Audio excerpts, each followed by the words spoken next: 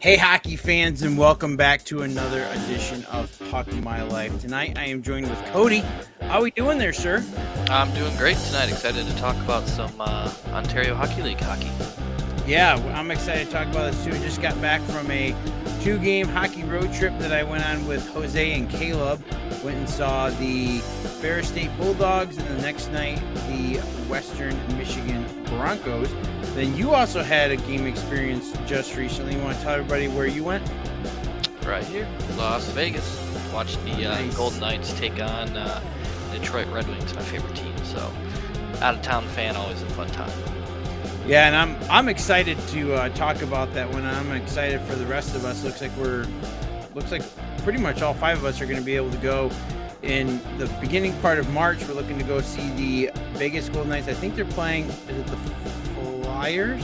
I think it's the Devils. Devils. Okay, I think the Flyers game was the one that we were looking at going to in Chicago, and then the next night we're watching Henderson play, but I can't remember what that matchup was. Do you? I think we're looking at the Texas Stars. I think Texas it's the Stars. opponent. Okay, so we'll be releasing that schedule for us, the calendar for that later on, and we'll get to that at a later date. But tonight we are going over the London Knights. They're part of the OHL, which is the Ontario Hockey League, and they play at Budweiser Gardens, and that's located about 2 hours and 40 minutes away from us, 152 miles. This was actually game 3 of a 3-game hockey road trip that Cody and I went on, where we basically went around Lake Erie. First stop was in Erie, Pennsylvania, watched the Erie Otters take on the London Knights. And then the next night we were in Buffalo, watched the Sabres take on the Avalanche. And then the next day, as we were coming home, we swung into London, watched the London Knights take on the Niagara Ice Dogs. So we don't really care too much about the London Knights. So on our way through Ontario, we stopped in St. Catharines and got to check out the Ice Dogs Arena. And actually, one of the ladies who was working in the front office was gracious enough to actually let us go in the team store and pick up some merch. We got some pucks. I got a flag. You got your beanie, and I think you also got that program thing. I mean, they had a lot of really good stuff. And like this jersey, so this jersey was like normally $250, but they had it on sale for $150, and it's the much better quality that I prefer. And we'll be talking about the quality of the jerseys for London coming up, and I don't necessarily care for, but we'll get into that in a little bit. But yeah, cutting back through, stopping in at London, it was close enough for us that coming back over, we didn't have to stay in London or anywhere near there for the night. We were able to just come straight back home. It was only about 20 minutes further than what it takes us to go down to a Red Wings game. So pretty cool.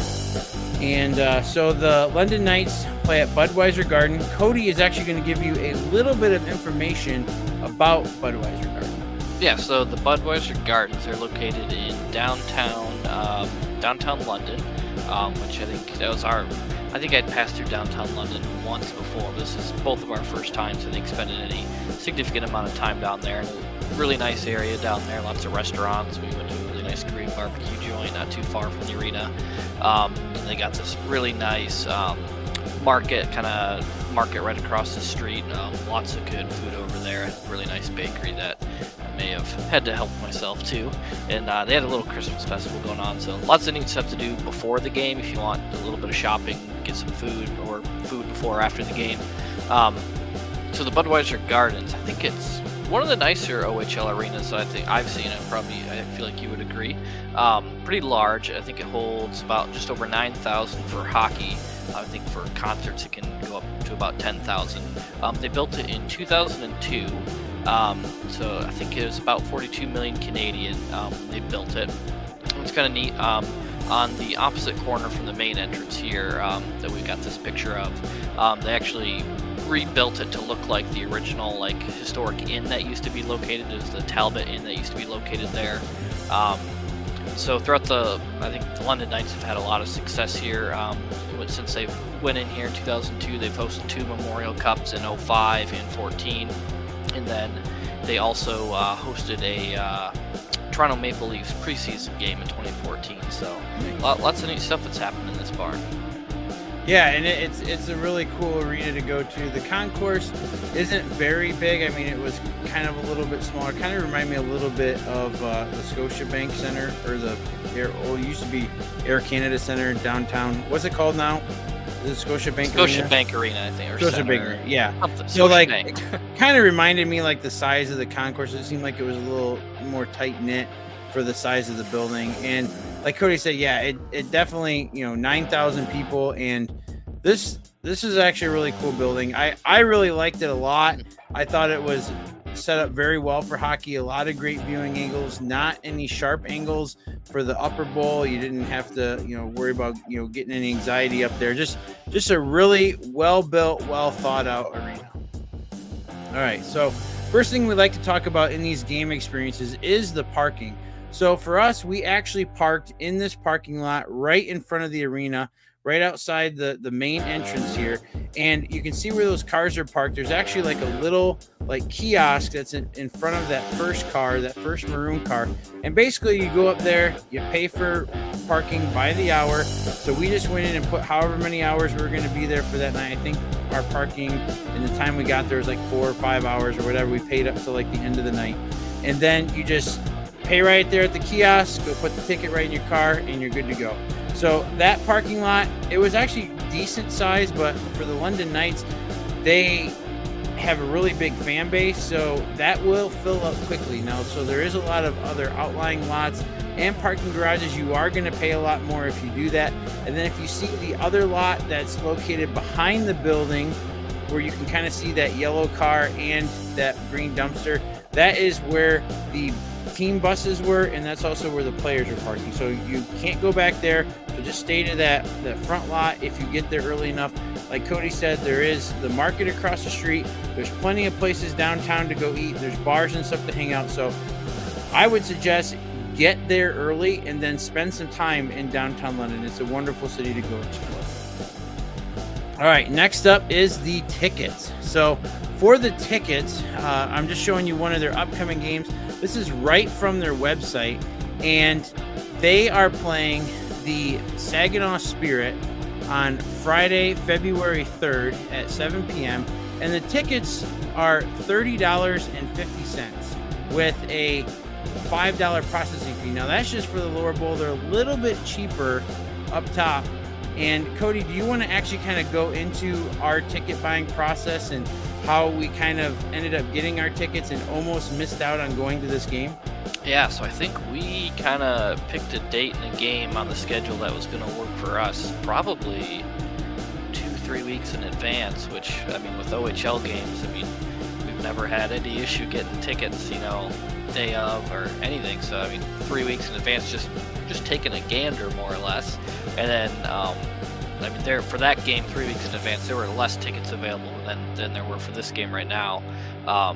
And so, we were kind of worried, if we wait on this, there might not be any tickets left. And so, I mean, we had to buy them much sooner than we anticipated. And I think, I mean, these are Canadian prices, but for OHL tickets, they are relatively, kind of a little bit higher price range than what you typically see. But I mean, that just comes with the territory of having a very dedicated and large fan base that lots of people want to go to their games. The game we went to, I mean, by the time I think we checked, and there were not any tickets left even a couple days before the game.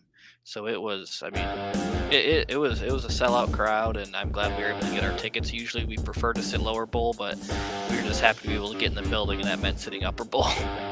Yeah, and it was really interesting to me because the website was showing that there was not many tickets left, but like throughout the game, like second and third period, people were still coming into the arena and scanning tickets. So I don't know if they were selling standing room or what they were doing, or whatever, they repossessed some tickets or something, but people were coming in all game long. So that was really cool to see. Even if they couldn't make it to the first part, they were diehard enough fans that they're like, hey, I'll go and still watch a single period. Like I thought that was kind of cool. And I believe this shot behind in the background here, I believe that's the part of the building that you were talking about that they made look like the old lodge or motel or whatever it was. Yeah, there's the Talbot Inn that used to be there. Yep. definitely. Yeah, it looks different than all the other corners of the arena. Yeah, yeah, and I think it's really cool that they did it to kind of pay respect to what was there before. Oh, absolutely. All right, next up is the merch.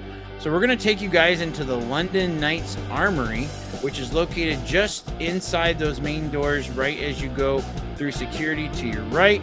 And it's fairly good size. I thought they had a pretty good selection. Not the largest selection I've seen for an OHL team, but definitely a great selection for the London Knights. One cool thing about that night is that they were sporting these reverse retro jerseys, I believe for the first time. I was talking to one of the attendants while I was waiting to go up to the seat after, like, during play and stuff like that. I was asking him a few questions. He's like, yeah, we're starting to use this new jersey, and they're really going to try to start to wear it a lot more to try to sell more of them and stuff like that, which makes sense. And I actually wanted to get one of these, but when I got up to it, the quality was just not where I like it to be. I was kind of bummed they didn't have a higher quality one that I could have purchased, but I still think it's a really cool jersey.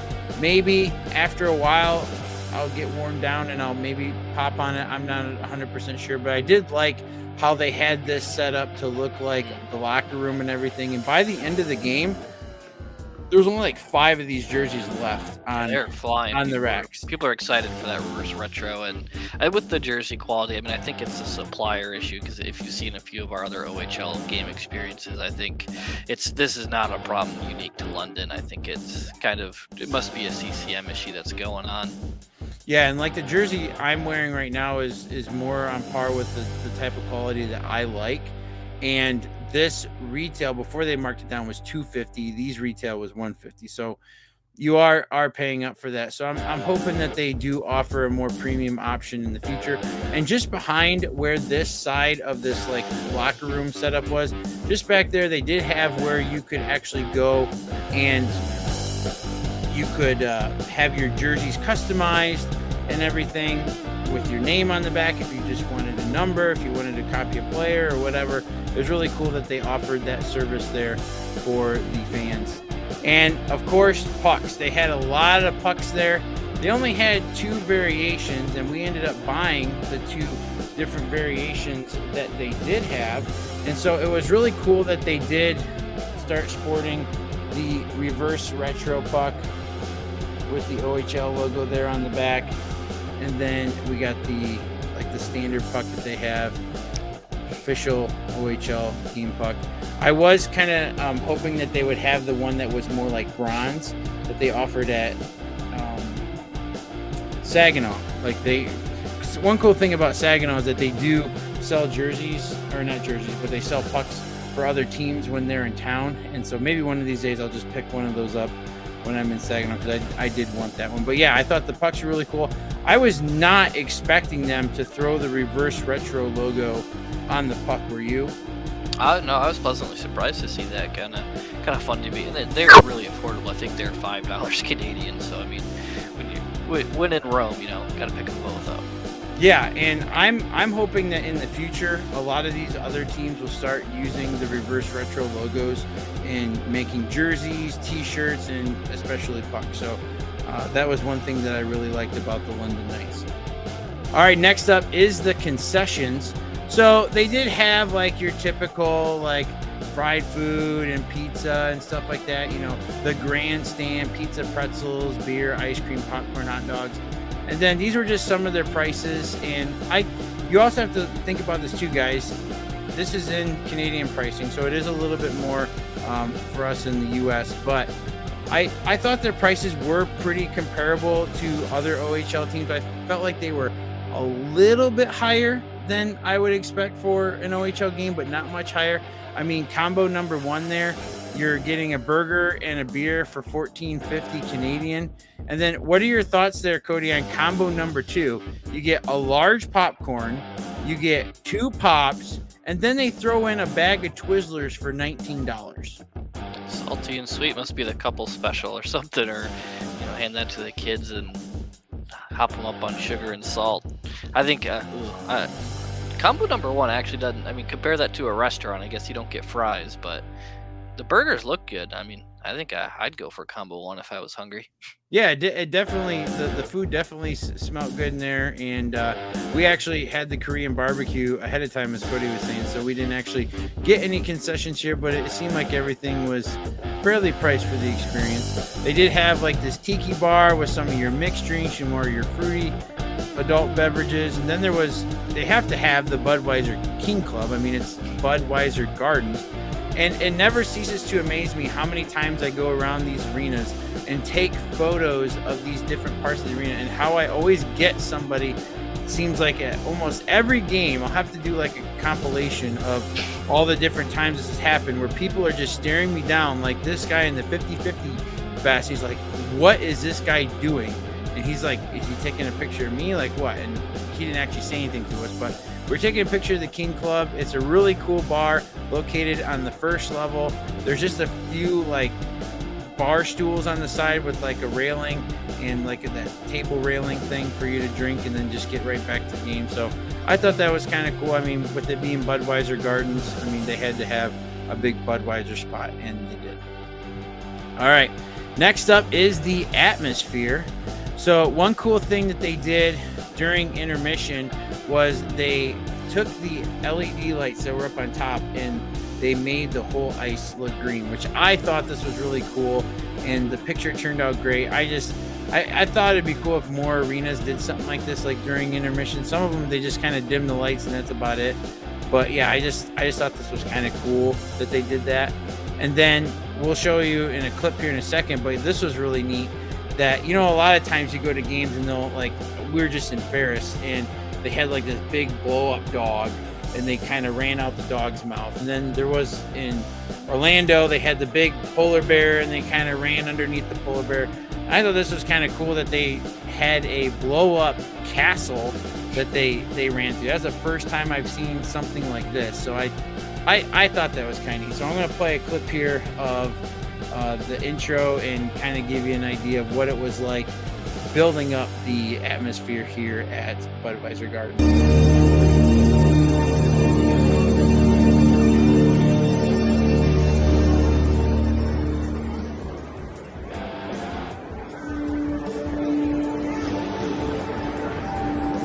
Welcome to a new season, a new start. 68 new regular season games. With new players, expectations, dreams. Attention. So if you want to see the rest of their intro, you got to go to one of their games to see the rest of that. And one cool thing that they had is I wasn't sure if they were going to have a mascot, you know, being the Knights and stuff like that, because like the Golden Knights, they actually have like a regular dude. You see his face, everything. He's dressed up in armor and stuff like that, correct? Yeah. Oh yeah. He's got full metal armor too. Yeah, and so this was their mascot, which I thought was really cool.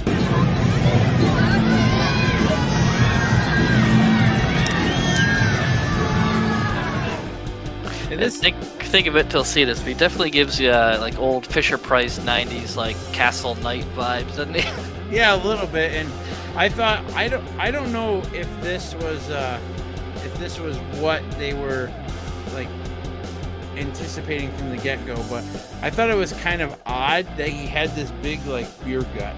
Like, do you think that was a play on like the Budweiser like beer, you know, vibe? You know, he had this huge beer gut. I mean, this mascot, he was like all over the place. He was, yeah, he was getting around. And I mean, I don't know if they built the beer gut into the costume purposely because of Budweiser Gardens, but I mean, if you live in the Budweiser Gardens, you got to throw a few back. So. Oh, for sure.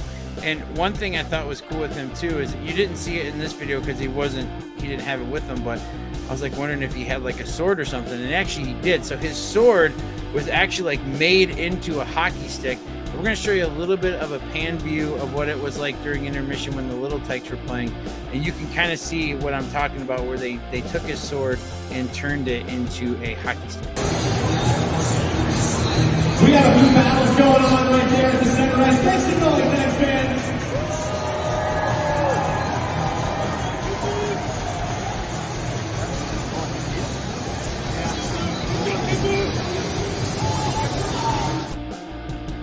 Yeah, just a really good atmosphere. I mean, there was more people sitting in the stands during the admission watching the Little Tykes than some of the games that we've been to all year. I mean, a bunch of people got up and left to go get more beer and all that kind of stuff. But I just thought it was like cool. Like it's always nice to get to an arena where when it's full like that. It just really adds something.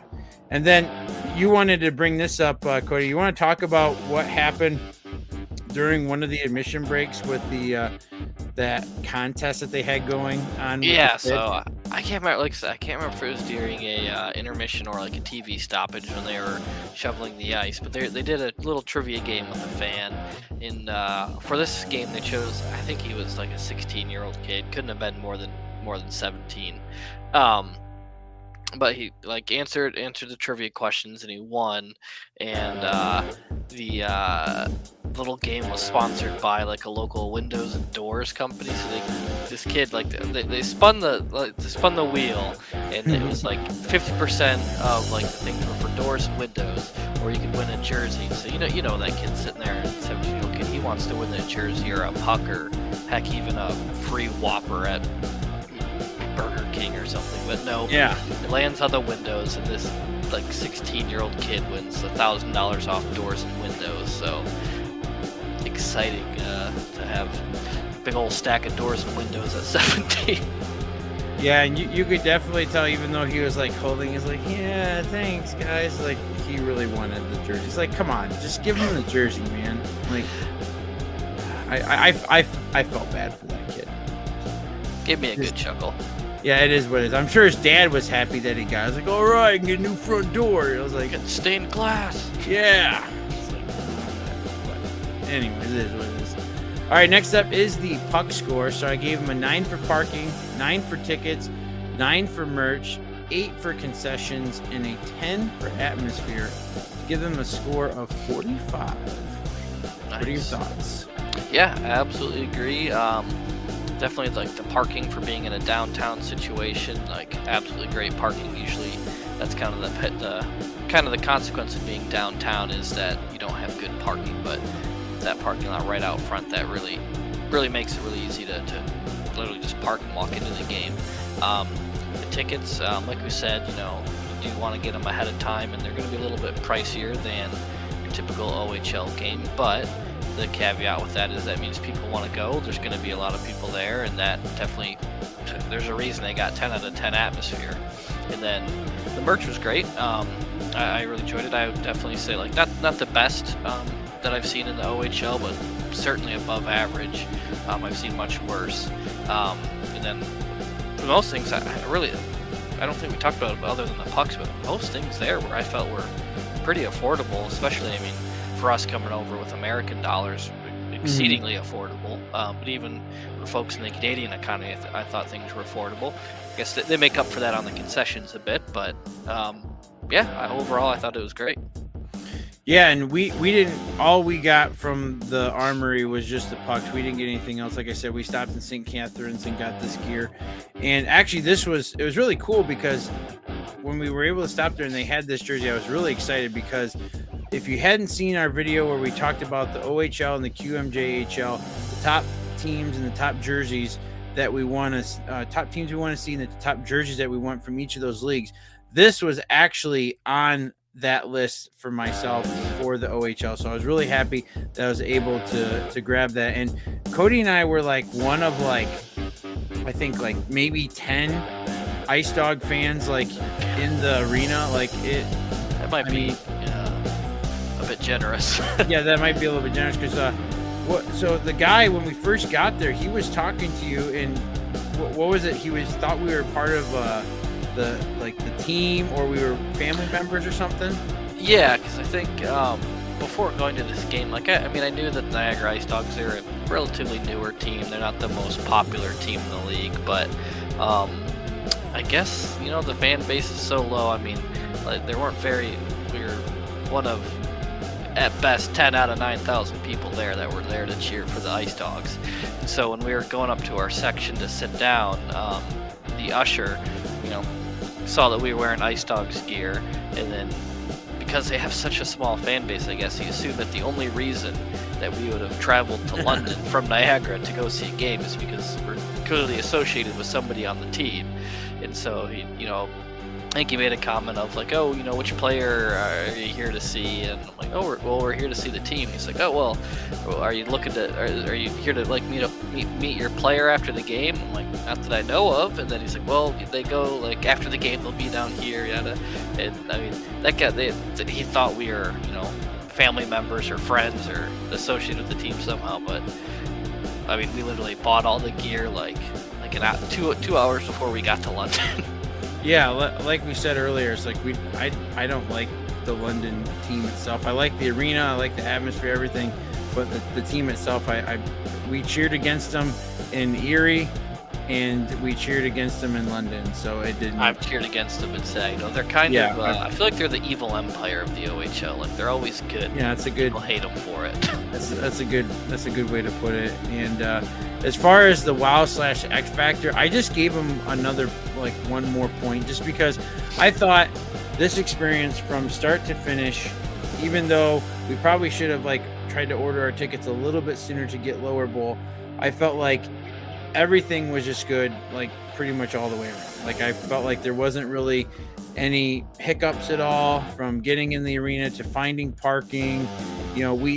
When Cody and I go to these games, we do usually get there between an hour and 2 hours before the puck drop. So a lot of times we like to do some exploring around. We like to get there as soon as the doors open so we can go look around, check everything out. And I just thought all around it was a good experience. And so to give them a grand total of 46 for their puck score.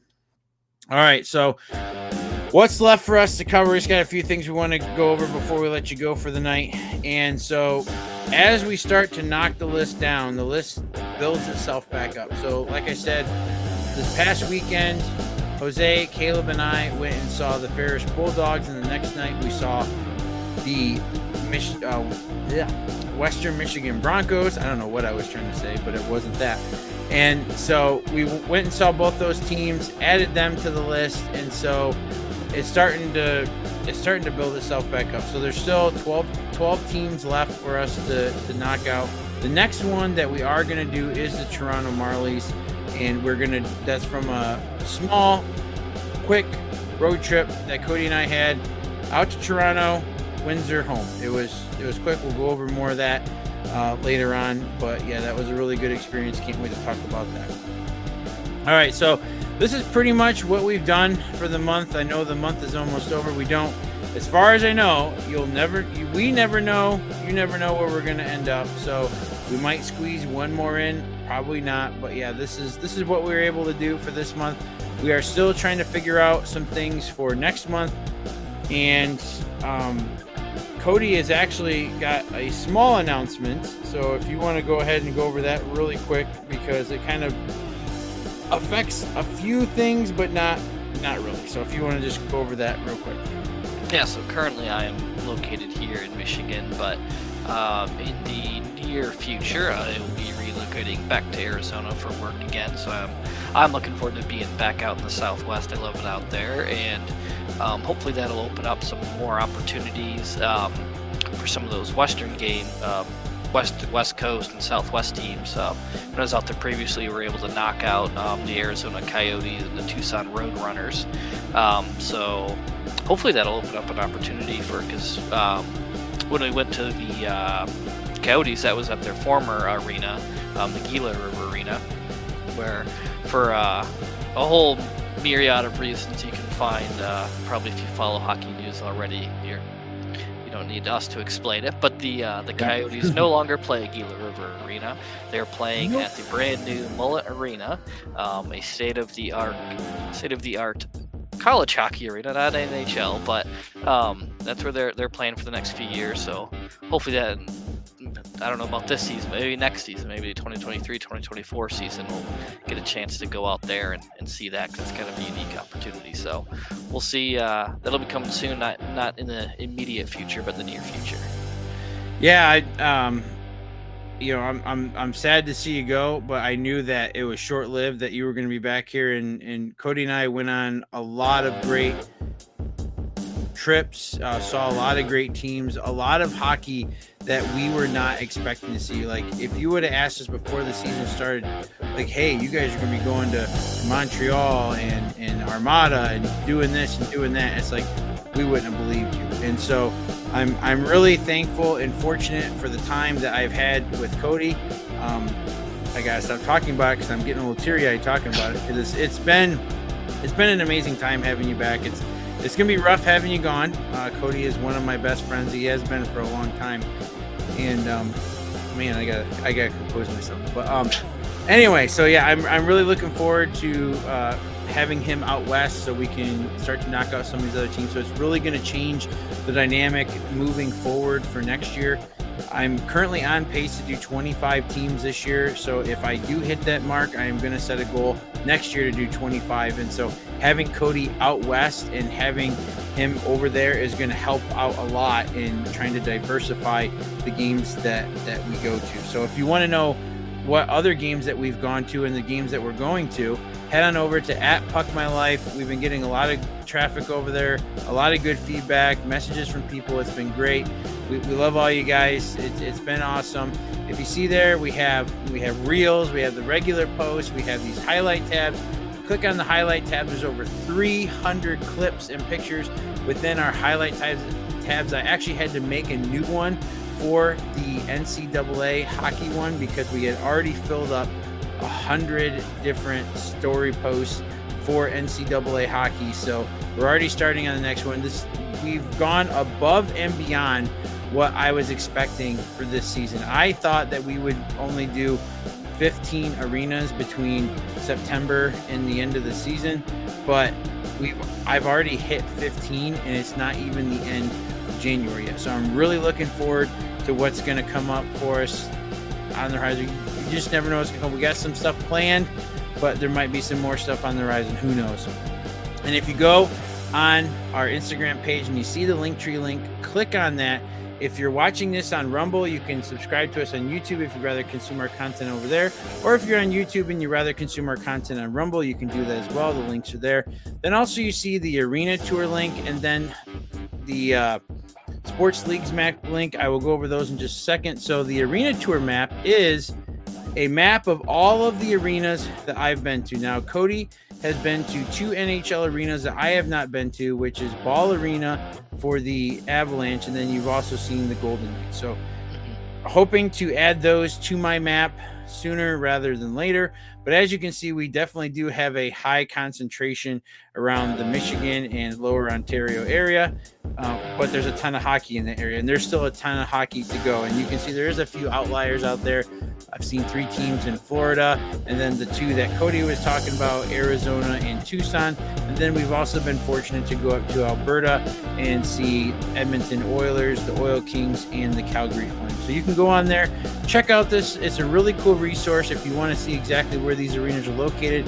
Click right on the logo for that team. It'll pull up the arena and you can get direction to it and see how far it is from your house. And if you also want to see what other teams are around your area or in your state, you can go over to sportsleaguesmap.com, hit that link in the link tree, and you can search by state. You can click on the state there, or you can scroll down and click on one of the icons for the different sports. So if you clicked on hockey, it would take you up to this page, and these are the currently these are the 9 leagues that he has uploaded on the site, from the NHL to the NAHL.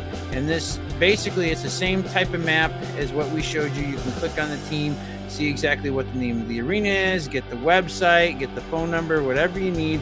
It's a great resource. I've been using this resource since day one. I stand behind what they're doing at sportsleaguesmap.com. It's a really cool resource. So go over, check it out, see what arenas are by you, and go do some exploring. So, all right, well, that wraps it up for tonight. You know, this whole road trip was awesome. It was. I'm not even really sure how it came to be, but I knew that we had to do Buffalo because every year we try to add in more NHL teams, and Buffalo it's one of those teams where it kind of seems far away, but it's really not. Like, it wasn't really on our radar.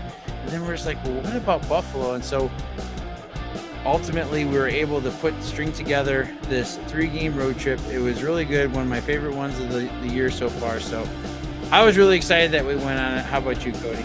Oh yeah, it was a blast. I mean, whole got to see north, south, east, and west of Lake Erie. Completed the circuit around Lake Erie. So it was a blast. I mean, see 2 OHL teams. Got to go out to Buffalo. See the reigning Stanley Cup champions, Colorado Avalanche, play the Sabres. So all around, it was a great trip. I'm glad we got to share these experiences. We have some really cool ones coming up to share too. Yeah, and there's still a lot left for Cody to be on here. Even though he is moving, he's still, part of the crew. He's not going anywhere. We're still going to go see games. We're still going to do other content over the summer that he's going to be a part of. So you'll still see Cody on here. Don't worry, he's not going anywhere. So we got a few more loaded up that we're going to start working on here within the next week or so. So the next time you see us on here, we will be talking about the Toronto Marlies game experience. So I appreciate all you guys. Just remember, what we do here at Puck My Life is all for the love of hockey. You guys have a great night, and we'll see you in the next one when we talk about the Toronto Marlies. So, all right, see you guys.